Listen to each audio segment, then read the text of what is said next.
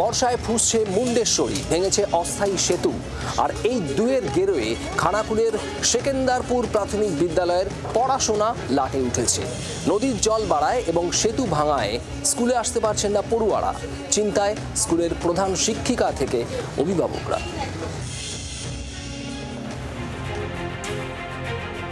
School যেন ফাঁকা না হয়ে যায়, শিশুরা যেন পড়াশোনা না ছেড়ে দেয়, এই বলে হাউ হাউ করে কাঁদছেন স্কুলের প্রধান শিক্ষিকা।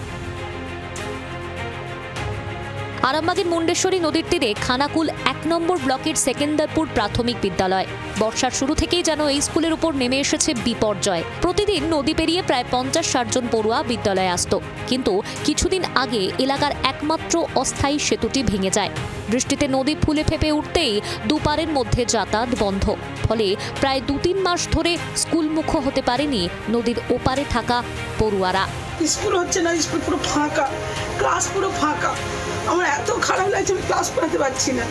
সব ক্লাসে সব মাস্টারমশাই আমরা মনমরা হয়ে রয়েছি। মাস্টারমশাই দিদিমণিরা ওরা তো ভালো স্টুডেন্ট, এইবারে যে ছেলে মেয়েগুলো আছে প্রত্যেকটা ট্যালেন্ট স্টুডেন্ট। আমার এটাই বেশি খারাপ লাগছে, স্কুলগুলো পুরো ফাঁকা হয়ে যাচ্ছে। অভিযোগ, সমস্যার বিষয়ে একাধিকবার প্রশাসনকে জানানো হলেও সুরাহা হয়নি। পড়ুয়ারা দিনের পর দিন স্কুলে অনুপস্থিত থাকায় তাদের ভবিষ্যৎ নিয়ে উদ্বিগ্ন প্রধান শিক্ষিকা। এই নদীটাকে সমস্যাটা সমাধান করার জন্য বিভিন্ন প্রশাসনিক দিকে আগিয়ে গেছি, কিন্তু আমি এখনো পর্যন্ত আর কোনো সুরাহা করতে পারিনি। ৫০টা বাচ্চা যদি আমার এখান থেকে চলে যায়, আমার স্কুল কিন্তু খুব পঠন পাঠন আমার খুব ক্ষতি হয়ে যাবে এবং স্কুলের যে ব্যবস্থাপনার মধ্যে একটা ব্যাঘাত ঘটবে। স্কুলে যেতেও চায় পড়ুয়ারা, কিন্তু উপায় যে নেই। স্কুল যাওনি কেন? নদীর জলের জন্য। নদীর জলের জন্য স্কুল যেতে চাওনি? তোমরা কি স্কুলে যেতে চাও? কেন, কি অসুবিধা হচ্ছে জলের জন্য? যাওয়ার অসুবিধা হচ্ছে। এই অবস্থায় অনেক অভিভাবকই সন্তানকে অন্য স্কুলে ভর্তি করানোর ভাবনা চিন্তা করছেন। এই ৩-৪ মাস আমার ছেলেপুলেরা হচ্ছে স্কুল যেতে পারছে না, ঘরেতেই খেলাধুলা এই হচ্ছে, এরকম করে কি করে হবে? একটা ব্রিজ তাহলে তো ভালোই হয়। আপাতত এখন তো নৌকার একটা ব্যবস্থা তো করতেই হবে। ওই স্কুল থেকে আমাদের ম্যামকে আমরা অনেকবার বলেছি টিসি দেওয়ার জন্য, ম্যামের শুধু মুখ চেয়ে আমরা কিছু করতে পারছি না।